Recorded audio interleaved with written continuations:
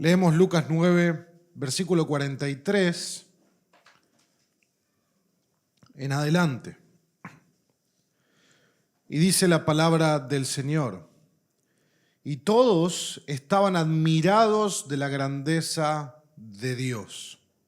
Mientras todos se maravillaban de todas las cosas que hacía Jesús, dijo a sus discípulos: haced que estas palabras penetren en vuestros oídos, porque el Hijo del Hombre va a ser entregado en mano de los hombres. Pero ellos no entendían estas palabras y les estaban veladas para que no las comprendieran, y temían preguntarle acerca de ellas. Y se suscitó una discusión entre ellos sobre quién de ellos sería el mayor. Entonces Jesús, sabiendo lo que pensaban en sus corazones, tomó a un niño y lo puso a su lado. Y les dijo: el que reciba a este niño en mi nombre, a mí me recibe, y el que me recibe a mí, recibe a aquel que me envió. Porque el que es más pequeño entre todos vosotros, ese es grande. Y respondiendo Juan dijo: Maestro, vimos a uno echando fuera demonios en tu nombre y tratamos de impedírselo porque no anda con nosotros. Pero Jesús les dijo: no se lo impidáis, porque el que no está contra vosotros está con vosotros. Hasta aquí la palabra del Señor. Oramos. Padre, queremos pedirte que nos ayudes a entender cuál es el tema de este pasaje y cómo esto se aplica a nuestras propias vidas.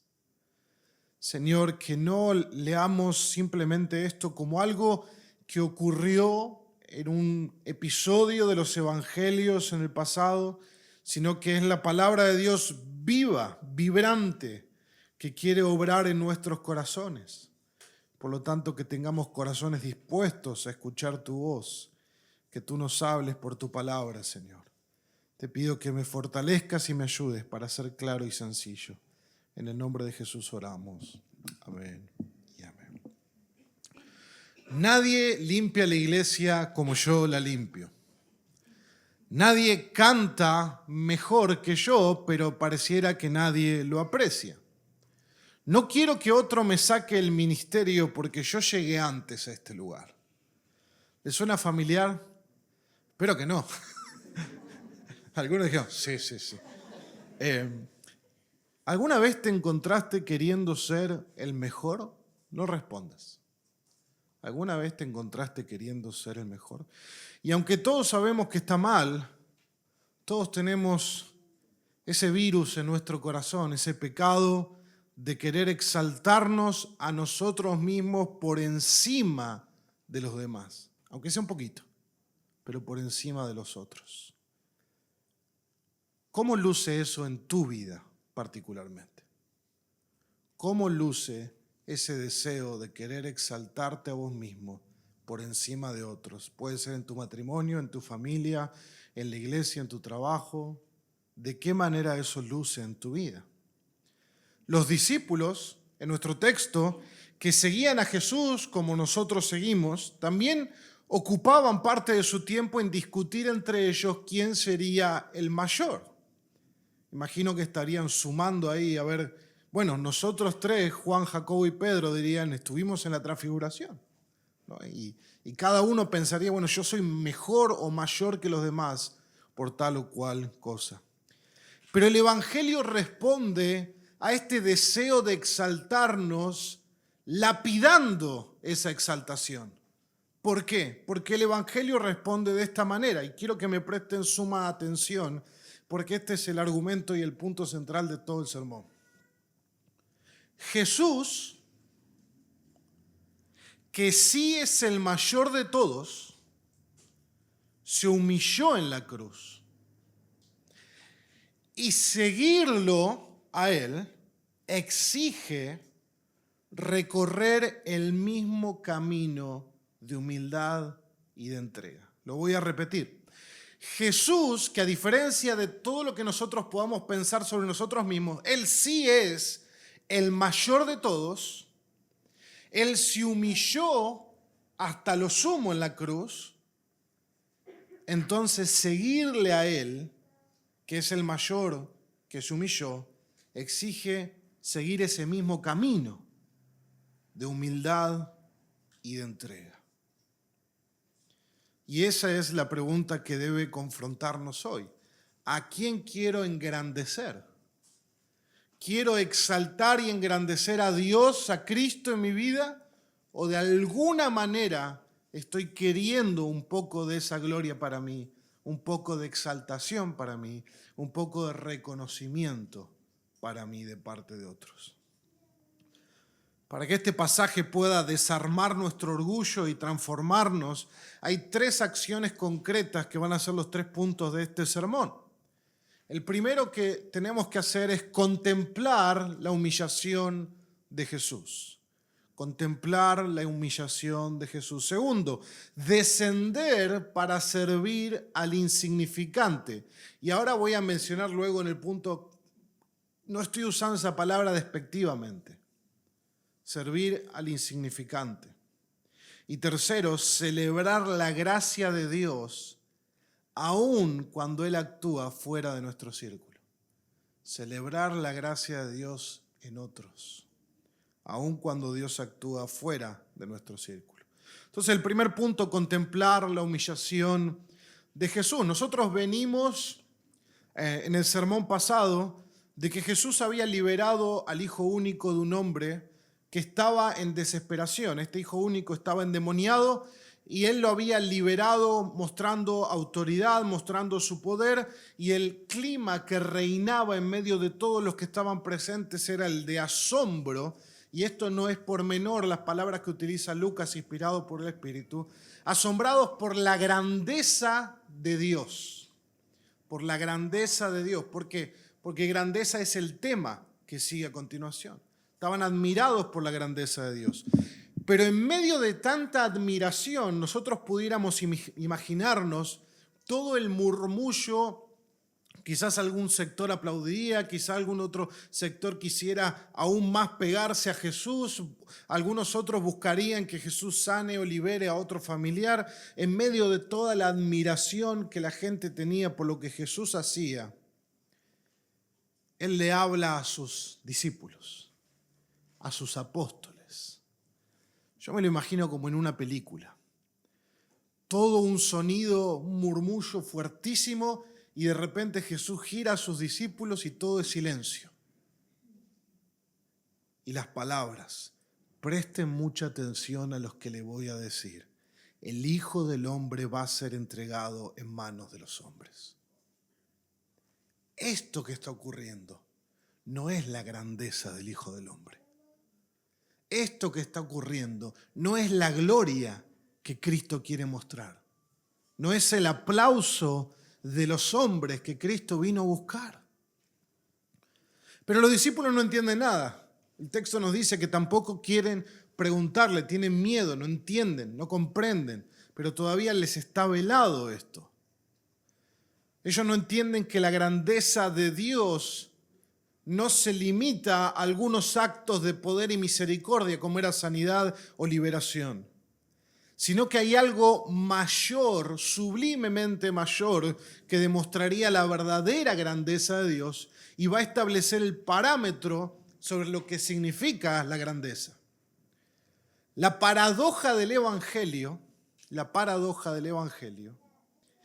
es que lo más grande no parece lo más grande, y que la más grande victoria tampoco parece la más grande victoria. Esa es la paradoja del Evangelio. Dios pone las cosas patas para arriba al entendimiento de los hombres. Lo grande no parece grande y la victoria no parece victoria. ¿Por qué? Porque donde Jesús mostrará su verdadera grandeza va a ser muriendo en la cruz del Calvario para salvar a su pueblo de sus pecados. Y eso es lo que Él le está diciendo a sus discípulos. El Hijo del Hombre será entregado en las manos de los hombres. Y si hemos venido escuchando la serie de Lucas, nosotros sabemos que el Hijo del Hombre es una alusión a una figura mesiánica gloriosa que aparece en Daniel capítulo 7. esta descripción de la visión que Daniel tiene es que él ve el trono de Dios, él ve al anciano de días y a uno como un hijo de hombre que se presenta a él, al cual le es dado dominio, gloria y reino. Por lo tanto, la idea de la identificación constante que Jesús hace de sí mismo con el Hijo del Hombre debería llenar de expectativa a los discípulos de esperar en cualquier momento que todo esto se convierta en dominio, gloria y un reino que no acaba. Pero lo que ellos no están entendiendo y el énfasis que Jesús está haciendo es: hay algo que debe ocurrir antes de todo eso. El Hijo del Hombre será entregado en mano de los hombres. Y eso nos dice dos cosas. La primera es que va a ser entregado, va a ser una traición. Judas lo va a entregar a Jesús. Y lo segundo es que eso va a ser voluntario de parte de Jesús. Porque Jesús, aún sabiendo lo que va a ocurrir, Él sigue caminando hacia su destino. Él sigue caminando hacia Jerusalén. El camino hacia el dominio, la gloria y el reino es a través de la humillación, el servicio y el sacrificio de la cruz.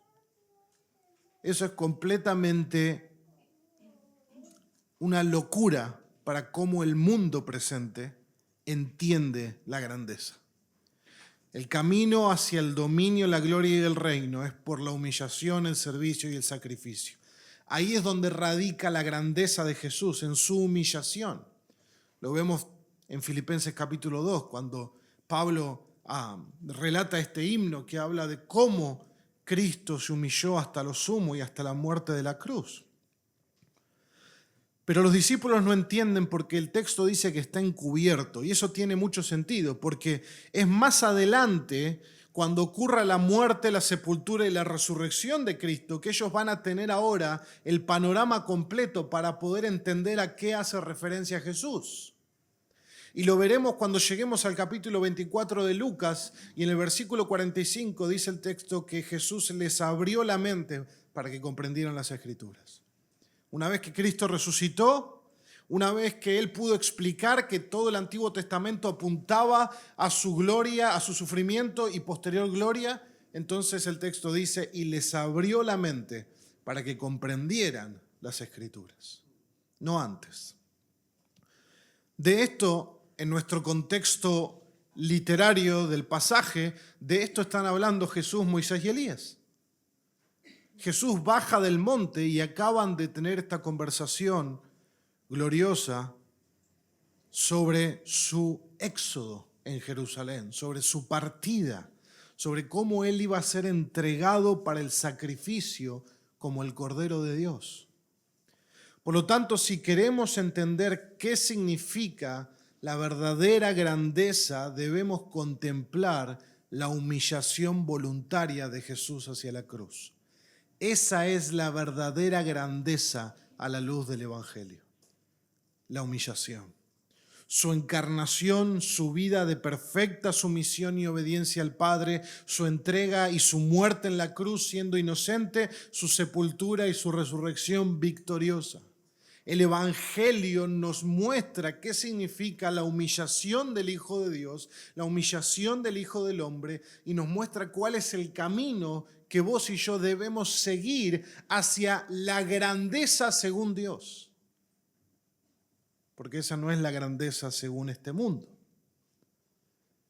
Y conectándolo con las clases que venimos viendo, se necesita fe para perseguir esa clase de vida. Confianza en Dios. Quizás hoy no seas creyente, pero el texto te dice, Jesús murió y resucitó para ofrecer perdón y vida a todo pecador que se arrepiente y confía en Él. Nadie puede seguir a Jesús verdaderamente en el camino hacia la gloria eterna si no comprende y abraza el camino de la cruz primero. Nosotros vamos hacia la gloria con Cristo, pero primero vamos por medio del camino de la cruz con Cristo. No seamos como los corintios que le decían a Pablo, burlándose de Pablo, nosotros ya estamos reinando, Pablo. Somos reyes en este mundo. Bueno, no está distinto de lo que hemos escuchado en algunos lugares. Y Pablo le dice, ojalá estuvieran ya reinando, significaría que ya Cristo habrá vuelto y que ya estamos reinando con Él. Por supuesto, Pablo estaba siendo irónico. No es todavía el momento de la gloria. Es el camino de la cruz, primero. No debemos dejar de asombrarnos por el Evangelio, hermanos. Esto que acabamos de hablar sobre la humillación del Hijo del Hombre, como el Hijo de Dios dejó la gloria que tenía con el Padre y se hizo hombre, y siendo hombre se hizo siervo, y siendo siervo se hizo obediente hasta la muerte de la cruz. Aquel que merece toda gloria y exaltación descendió a lo sumo y fue considerado con los pecadores y considerado como un delincuente delante de Dios y recibió la ira de Dios por nuestro lugar.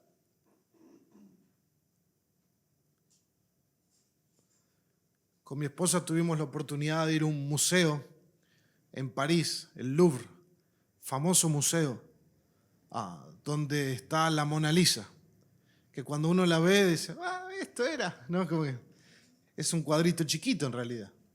Pero uno ve la gente desesperada haciendo filas, llenando todo para poder sacarse una selfie con el cuadrito, ¿no? Esa es la cosa. Y tanto que los del lugar los tienen que como acarrear como si fueran vacas. Y vos mirás a los de seguridad, ¿vos te pensás que están mirando la Mona Lisa? Todos los días la ven. No tiene ningún asombro para ellos. Se han acostumbrado. Pero hermanos, no puede pasar eso con nosotros y el Evangelio.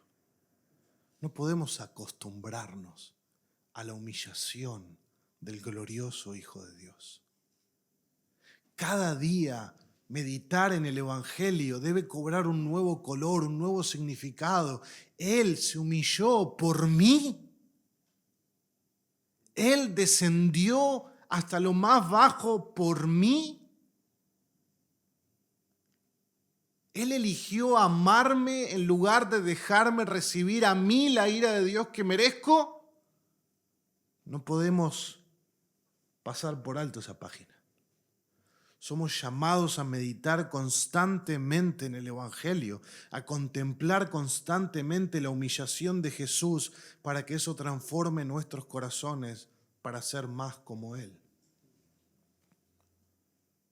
¿Cómo podemos mantener vivo el asombro por esta buena noticia del Evangelio? 5 cosas. 5 maneras en que puede haber 3 millones, pero 5 que en este primer punto para mantener vivo el asombro por esta buena noticia. La primera es, recuerda. Recuerda de dónde te rescató el Señor. Recuerda de dónde te sacó el Señor y lo que costó tu rescate. Recuerda lo que el Señor hizo por vos. Lo segundo, lee la Biblia. Lee la Biblia cada día buscando cómo ese pasaje anticipa o aplica la cruz de Cristo. Lee las Escrituras. Ahí está la cruz de Jesús. Ahí está el Evangelio de Cristo. Y hermanos, yo soy como ustedes. Tenemos distracciones por doquier.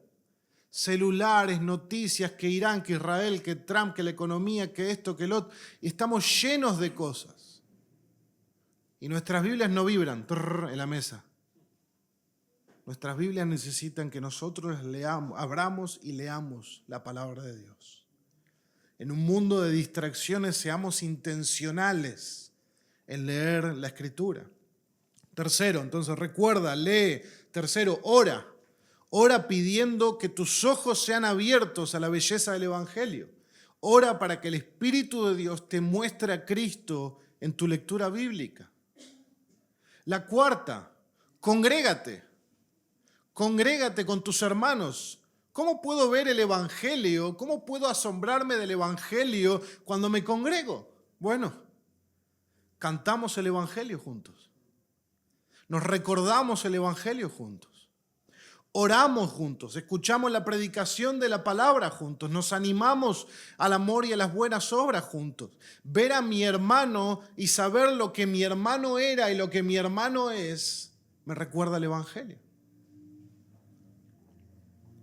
Y quinto, reúnete en grupos pequeños para exhortarse mutuamente con el Evangelio, para recordarse juntos de una manera un poco más privada, personal, recordarse y animarse en el Evangelio. Recuerda, lee, ora, congrégate y reúnete. ¿Saben qué, hermanos? ¿Por qué es tan importante contemplar la humillación del Hijo de Dios? Porque no hay lugar para el orgullo en un corazón que medita constantemente en eso.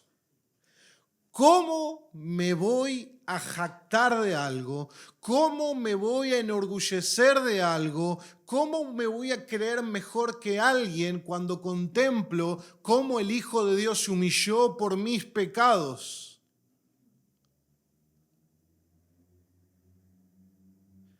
Jesús no se humilló porque yo soy mejor que otros. Él se humilló porque no hay otra forma de que Él pudiera salvarme de mis pecados, de lo que yo soy, de lo que vos sos. Entonces, una radiografía honesta de nuestro corazón es que estamos completamente perdidos, aparte de la voluntaria humillación del Hijo de Dios hasta la cruz. Si el Hijo de Dios entonces descendió para servir, ¿quién soy yo para no hacerlo? Ese es el punto. Entonces, el primer punto, contemplar la humillación del Hijo del Hombre. Segundo punto, desciende para servir al pequeño. Versículo 46-48, o al insignificante. Versículo 46 al 48, entonces arranca una discusión entre ellos sobre quién va a ser el mayor. Y Jesús lo frena y le dice: el que reciba a este niño en mi nombre, a mí me recibe. El que recibe a mí, recibe a aquel que me envió, porque el que es el más pequeño entre vosotros, ese es el más grande. Entonces los discípulos discuten quién va a ser el más importante, el más grande, el mayor. Y Jesús conocía lo que estaban pensando en sus corazones, como ocurre normalmente. Jesús tiene un conocimiento divino que no siempre utiliza en los evangelios, pero sí en momentos donde Él utiliza para conocer lo que hay en el corazón de las personas. Y Jesús agarra un niño, no sé, como Agus, como Isabela, como algún niño que está acá, y lo pone al lado de Él, para mostrarles que en el reino de Dios las categorías son distintas a este mundo. El más pequeño, el más humilde, es el más grande ante Dios. ¿Y cómo es esto? Bueno, acá hay una cuestión de contexto cultural que nosotros necesitamos para poder entender a qué se refiere Jesús. Primero, en la época en que los evangelios son escritos, donde está el imperio romano, que está gobernando sobre Jerusalén, sobre Galilea, sobre Judea, un niño era algo insignificante.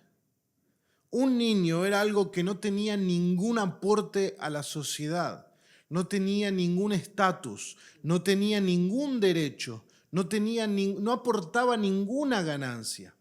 Eran literalmente considerados como desechables. Y de hecho era una práctica común en el mundo greco-romano que abandonaran a los recién nacidos en la calle. El padre podía decidir si se quedaba o no con ese niño. Y tenía hasta los 10 días de nacido para decidir si lo iba a desechar o no. Y normalmente desechaban a las niñas. Eso es una de las prácticas de cómo los cristianos después en la historia de la iglesia fueron tomando esos niños desechados y crearon orfanatos y etcétera, ¿no? Pero ese era el punto de un niño en ese contexto cultural. Por lo tanto, el niño encarnaba todo lo contrario al ideal humano de grandeza. Era todo lo contrario. Carecía de poder, de estatus, de derechos. Y precisamente en esa pequeñez quiere que sus discípulos se identifiquen. No buscando la compañía de los influyentes, sino recibiendo y sirviendo a los que son considerados insignificantes. El que reciba a este niño en mi nombre, a mí me recibe. Servir al niño en el nombre de Jesús significa representarlo, actuar como él actuaría, allí donde no hay beneficio, promoción ni aplauso. El pasaje no está hablando, en este pasaje en particular, de que seamos como niños. No es para que empecemos a pensar cómo es el niño inocente, etcétera, etcétera. No. En el contexto del tema de la grandeza, Jesús está apuntando a la humildad. No tiene que ver con acción social, no tiene que ver con que aplicamos este texto abriendo un merendero. Acciones sociales son buenas, sino que lo que Jesús está queriendo que sus discípulos sigan es la humildad que sirve desinteresadamente al otro sin importar quién sea o lo que se pueda obtener de él. La humildad que sirve desinteresadamente al otro sin importar quién sea ese otro o lo que yo pueda obtener de él.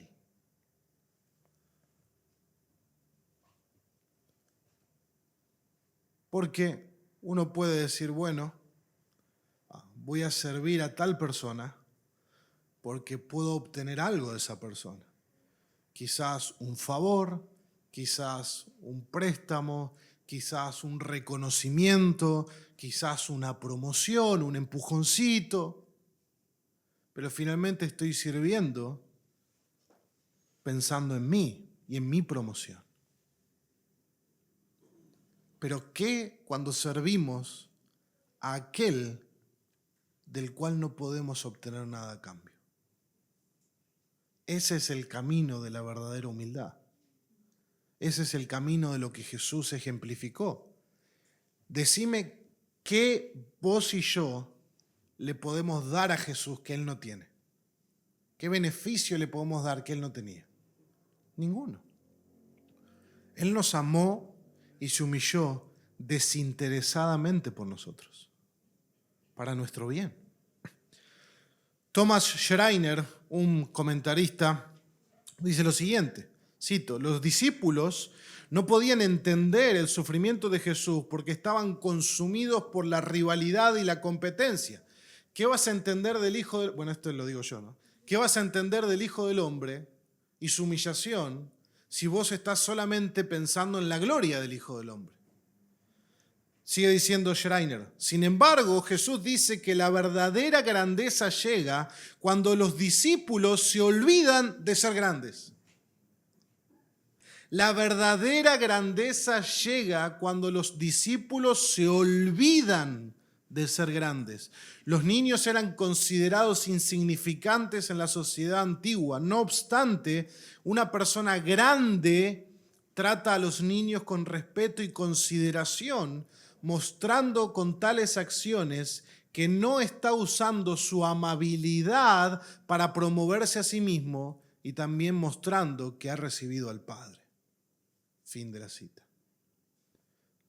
La actitud de humildemente tratar a todos de la misma manera, servir a todos de la misma manera, sin importar quién son, ni su estatus, ni absolutamente nada de lo que yo puedo obtener por él, nos muestra ese corazón como el de Cristo y el corazón de alguien que ha sido transformado por la gracia, que ha recibido tanto a Cristo como al Padre. El que vive de esa manera, la vive porque ha recibido a Jesús. Y Jesús es claro, el que es más pequeño entre ellos, ese es el más grande. tenemos al Hijo del Hombre poniéndose al lado de un niño donde no podía recibir absolutamente nada de él. Pero ahí está mostrando Jesús el ejemplo de grandeza conforme al reino de los cielos. Cuando nosotros perdemos de vista el evangelio de la gracia, empezamos a actuar como actuaban los discípulos. Nosotros deberíamos hacer un análisis de nuestros corazones, cada uno una propia introspección. ¿A quién busco servir en la iglesia o fuera de la iglesia? ¿A quiénes busco acercarme, conversar, recibirlos en mi casa? ¿Busco a todos por igual o solo a aquellos de los cuales puedo recibir algún tipo de recompensa, de reconocimiento o de estatus?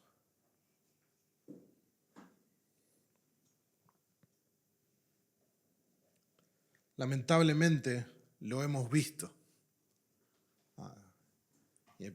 Y también, ¿por qué no? Lo hemos hecho. Me viene a la mente un pastor que toda la iglesia podía pedir un momento para charlar, etc. Pero el empresario que había empezado a congregar tenía línea directa, tenía otra preferencia, otro estatus. No es esa la grandeza conforme al reino de Dios. La grandeza conforme al reino de Dios es que si acá entra el presidente del país, se lo va a tratar con la misma honra que respeto si entra alguien que vive en la calle. Porque no debería haber favoritismos en medio nuestro. Sobre todo cuando estamos buscando algo para nosotros mismos en la manera que tratamos a otros. Algunos se esmeran en acercarse al pastor con la esperanza de obtener un puesto. Es así. Lo he vivido, lo he visto. Personas que se acercan a los líderes de la iglesia porque quieren autopromoverse, pero no muestran ningún interés en saludar al hermano que recién llegó a la iglesia, o en ayudar a un niño que necesita algo, o en amar a uno que nos visita que es incrédulo. Cuando nuestra atención se dirige solo a quienes pueden darnos algún tipo de beneficio, entonces debemos imitar la grandeza de Jesús. Debemos imitar la grandeza de Jesús.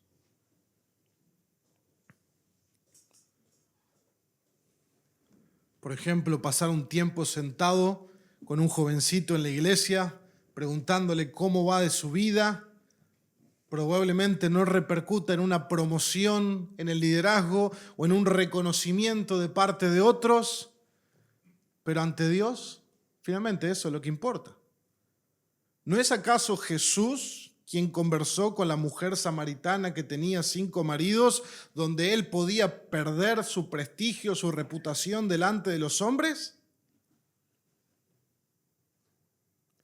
¿No es acaso Jesús quien se sienta a la mesa de Leví a comer con los publicanos y los pecadores? Donde los fariseos ni siquiera querían entrar a la casa. Jesús nunca estuvo interesado en ganar la gloria de los hombres, sino la de Dios. Ganar el aplauso de los hombres, sino el de Dios. ¿Estamos buscando, hermanos, amar a aquellos insignificantes? ¿Estás dando puntadas con hilo? Una expresión. ¿Estás haciendo algo porque esperás otra cosa?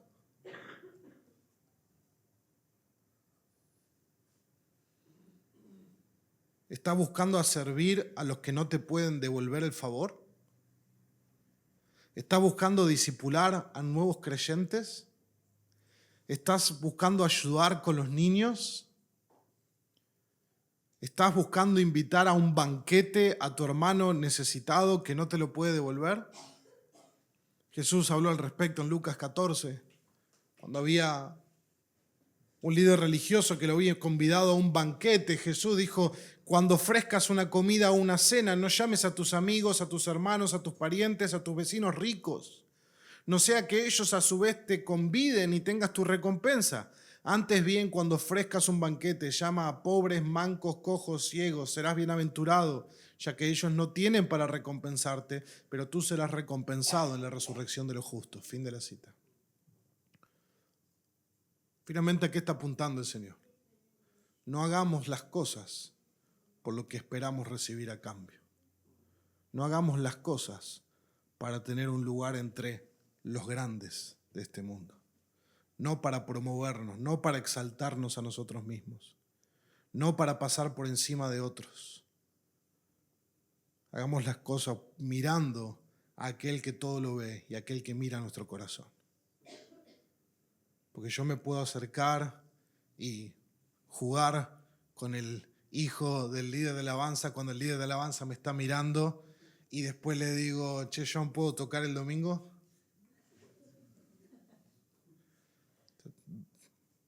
Puede ser tan sencillo como eso, pero no estar siendo honesto y sincero delante de Dios. Dios no quiere esa actitud en nuestros corazones.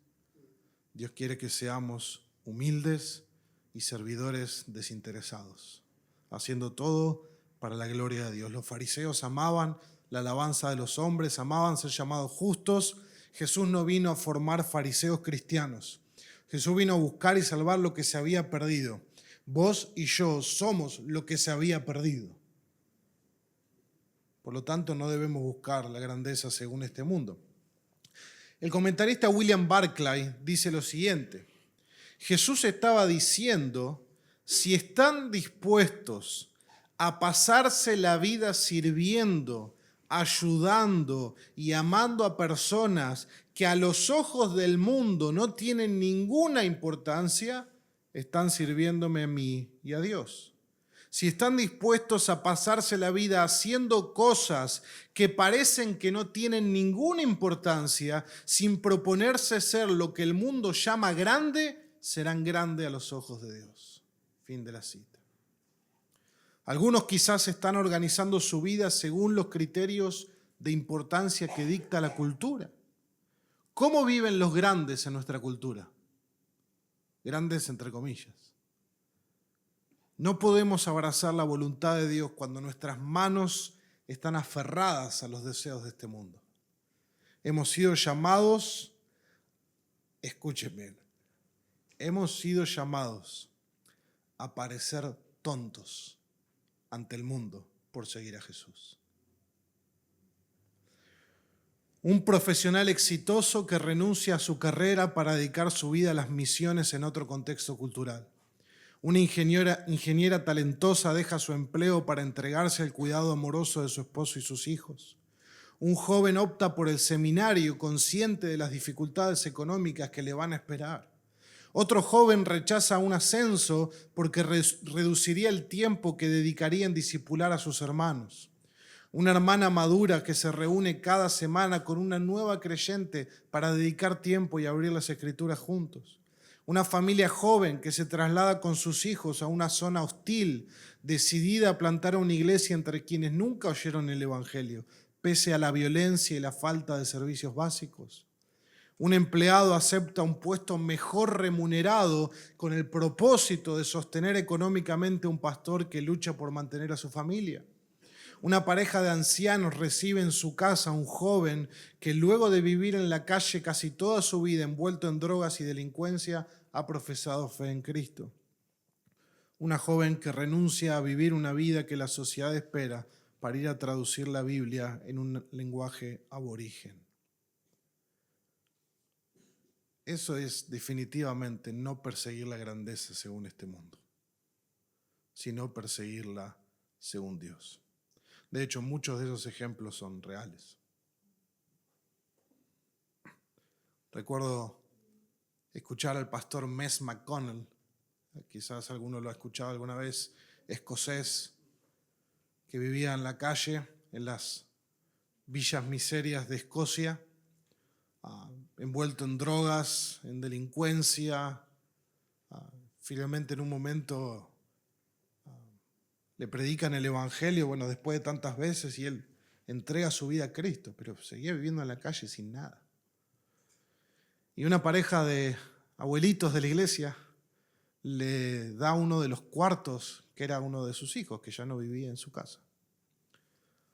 Y él cuenta sus luchas de decir, ellos no saben qué están haciendo.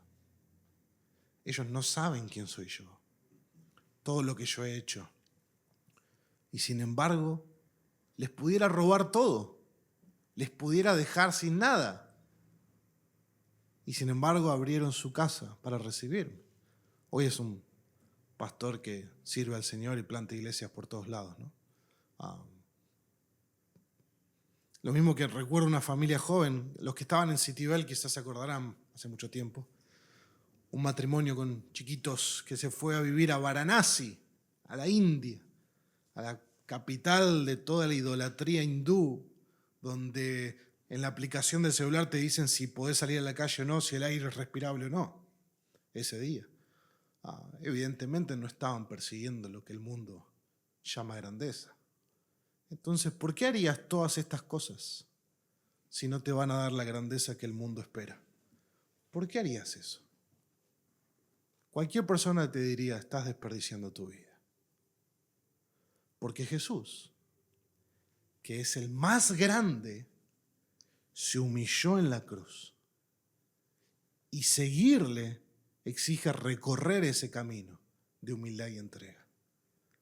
¿Cómo no voy a hacer eso yo si Él hizo eso por mí?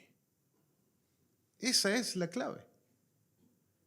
¿Cómo yo no me voy a humillar si Él se humilló? Hermanos, Jesús nos pide todo sin condiciones. Jesús nos pide todo sin condiciones. Aunque la grandeza de este mundo muchas veces también se consigue pisando la cabeza del otro, Jesús nos llama en humildad a vivir en unidad como cuerpo de Cristo. Y eso nos lleva a nuestro tercer y último punto. Celebra la gracia de Dios fuera de tu círculo. Este pasaje me encanta, porque tranquilamente yo pudiera ser Juan o cualquiera de nosotros. Juan quiere detener a alguien. Hay alguien que está echando fuera demonios en el nombre de Jesús. Evidentemente lo está logrando. Pero Juan dice, maestro, nosotros intentamos impedírselo porque no es de nuestro grupo, básicamente, porque no anda con nosotros, no es de nuestro grupo. Entonces intentamos impedírselo. Y el Señor dijo, no hagan eso. Porque el que no está contra nosotros, está con nosotros. Jesús no tiene un contrato de exclusividad con nadie. Si eres suyo y le sirves, entonces estás en el mismo equipo que todos los que son suyos y le sirven.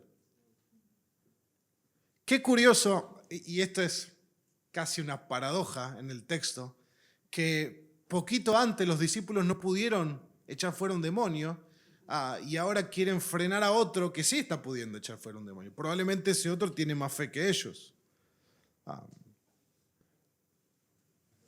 La misión de Dios no pertenece a una sola denominación. Ni a los bautistas, ni a los pentecostales, ni a los anglicanos, ni a los presbiterianos.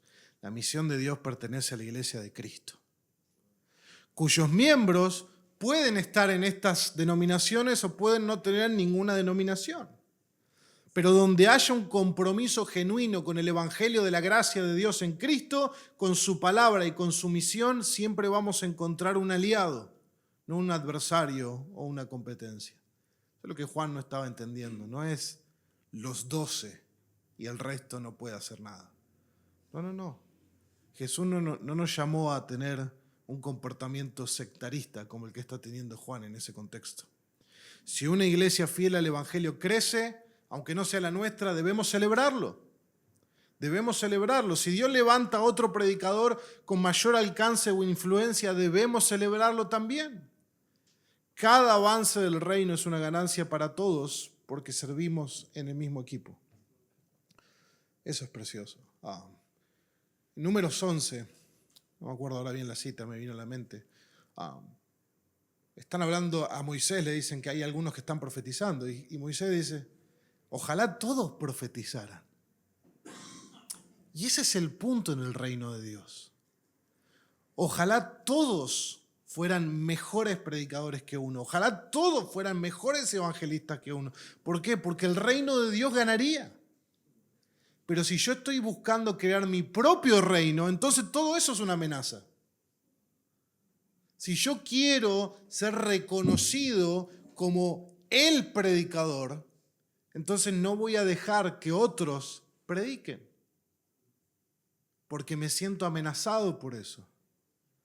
Pero eso es pensar como el mundo piensa. No es así en el reino de Dios. En el reino de Dios, cuando el reino gana, todos ganamos. Y cuando Dios quiere usar a otro, y quizá lo usa mejor que a mí, y le ha dado más dones que a mí, entonces me alegro, me gozo, lo celebro, y si puedo algo, ayudo. Eso es lo que Juan no estaba entendiendo en este texto. Y los apóstoles tampoco, porque habla en plural, le quisimos impedir. Pudiera pasarme media hora imaginando la escena.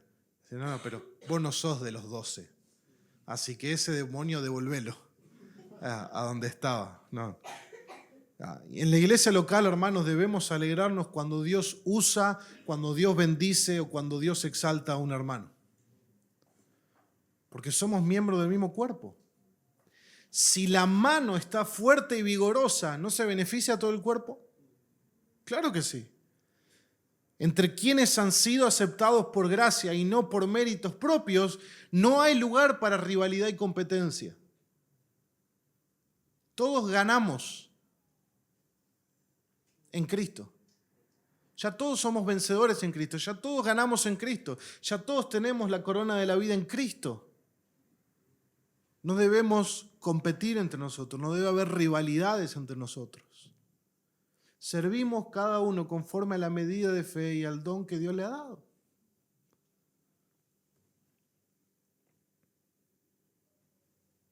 Hay otros que cantan mejor que yo. Evidentemente no me han llamado para la alabanza, no es un reclamo.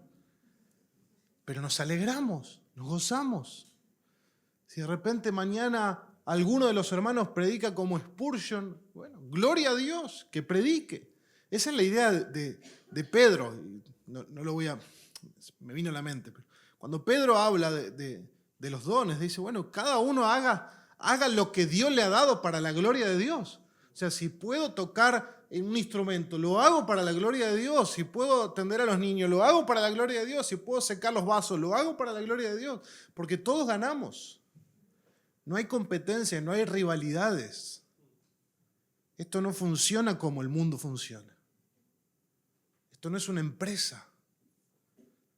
Una vez un hermano que trabajaba yo para una organización cristiana y el hermano que era mi jefe en esa organización me llama, yo estoy hablando hace mucho tiempo atrás, y me dice, Enrique, si nosotros fuéramos como el mundo, 3 veces te hubiera despedido ya.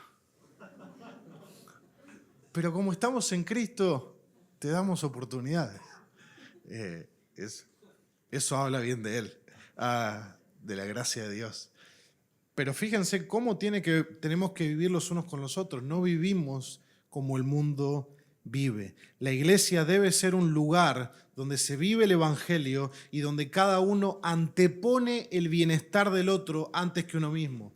Donde la competencia, como dijo alguien, debería ser a ver quién sirve más y mejor al otro, quién ama más y mejor a su hermano, donde nos impulsamos mutuamente hacia adelante, procurando el crecimiento y la edificación de todos. Eso debería ser la iglesia. Entendemos que cuando uno gana, ganamos todos. Que nos alegramos cuando uno se alegra, que lloramos cuando uno llora. La humildad impide que alguien se sienta superior. El pastor no es mayor que el recién convertido. Quien dirige el canto no vale más que el que limpia el inodoro. Quien saluda con una sonrisa no es más que aquel que intercede en secreto por los hermanos.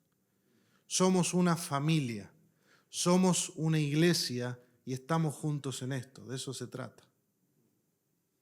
Hermanos, esa cultura de humildad y celebración protege el cuerpo de Cristo y nos aleja de todo lo que puede dañarlo. 4 áreas donde puede haber amenaza a la unidad. Primero, la lengua. Cuando nosotros fallamos con nuestras palabras, murmuramos contra los líderes, hacemos chisme que difama a un hermano. Segundo, el corazón. Cuando tenemos actitudes internas que van envenenando nuestra vida espiritual, la envidia, la competencia por posiciones en la iglesia, el orgullo espiritual que menosprecia a los demás. Tercero, la comunidad, comportamientos que rompen la unidad, el favoritismo hacia el influyente, hacia el adinerado, hacia aquel que me puede dar algo a cambio, el favoritismo en la iglesia. O la apatía. Hermano, yo le puedo asegurar como pastor, y además como pastor que habla muchas veces, aconseja, charla con muchos otros pastores, no hay algo que duela tanto en el corazón, bueno, puede haber otras cosas, pero que la apatía. La apatía que ignora las necesidades del cuerpo. Cuando los hermanos son apáticos, indiferentes, cuando como un cero a la izquierda, ¿no? Eso es terrible, eso rompe la unidad, rompe la comunidad, porque como iglesia debemos preocuparnos unos por otros, pero cuando nos volvemos apáticos e indiferentes, eso va separando el cuerpo. 4, la responsabilidad mutua, la falta de integridad, la falta de rendición de cuentas, cuando hay pecado oculto que se tolera porque nadie lo confronta, que se arregle el otro, cuando no hay corrección unos a otros, cuando no nos rendimos cuentas, cuando no hablamos de nuestra vida con otros. Cada una de estas áreas se sana cuando imitamos la humildad del Señor, cuando hablamos para edificar, cuando descansamos en la gracia que nos satisface, cuando servimos sin favoritismo, cuando vivimos con transparencia unos con otros. Eso se acaba. Se acaba. Nunca nos creamos mejor que nadie. Nunca pensemos que alguien no es digno de nuestro tiempo o esfuerzo.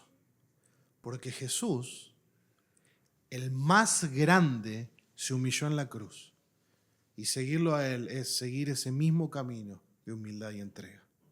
Y por supuesto, hermanos, que todos fallamos. Todos fallamos. A veces mostramos favoritismos, obramos con egoísmo, perseguimos nuestro propio interés, aunque no lo estemos queriendo de todo corazón, pero a veces nuestro propio pecado es así. Pero no tenemos por qué seguir ese camino. El Señor quiere que nos arrepintamos, que pidamos perdón, y que sigamos a Jesús en la senda de la humildad y de la entrega, de la humillación. ¿Qué podés hacer entonces de forma intencional para avanzar en esa dirección? 4 cosas. Primero, comenzá hoy mismo. Amá a quienes no pueden retribuirte nada. Buscá darle de tu vida y tu tiempo a aquellos, entre comillas, insignificantes. O buscar hacer eso sin buscar retribución a cambio. Invertí tu tiempo, segundo, en alguien que necesite discipulado. ¿Qué mejor manera de mostrar un interés desinteresado que discipular a alguien? Discipular a un nuevo creyente, discipular a un hermano que está luchando, algún hermano que está medio solo, que no puede ir a un grupo pequeño. Interesate en él, buscá juntarte con él. Tercero, esforzate sacrificialmente por edificar a otros. Busca todas las maneras que tengas alrededor para edificar a la iglesia, para edificar a los hermanos. Y cuarto, reconoce la gracia de Dios en la vida de otro hermano y ora por él. Reconoce la gracia de Dios en la vida de otros. Que puedas ser un porrista espiritual en la vida de tus hermanos.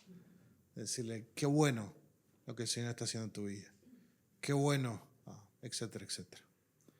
demos cada paso confiados en la gracia del Señor que nos sostendrá. Oramos. Padre, te damos gracias por tu palabra.